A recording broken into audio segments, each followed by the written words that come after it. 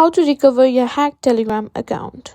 If your Telegram account has been hacked and you can't log in, don't worry. In today's video, I'll show you the quick and easy way to recover your hacked Telegram account. Let's dive right in. First things first, open Telegram and simply enter the phone number linked to your account.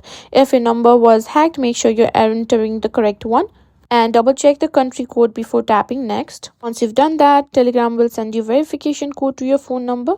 Just simply enter the code in Telegram to log back into your account. Now once you're logged in, simply tap on the settings menu at the bottom right corner of the screen. From there, simply go to devices, where you will see a list of active sessions on different devices. If you notice any suspicious devices, just tap on that device and click on terminate session. Next, it's important to simply enable two-step verification for extra security. Go back to privacy and security in settings and go to extra verification security. Here you can simply add additional password. You can also change passcode and face ID for your Telegram. Just tap on passcode and face ID and simply tap on turn on passcode. And that's it. You've now learned how to recover your hacked Telegram account and secure it for the future.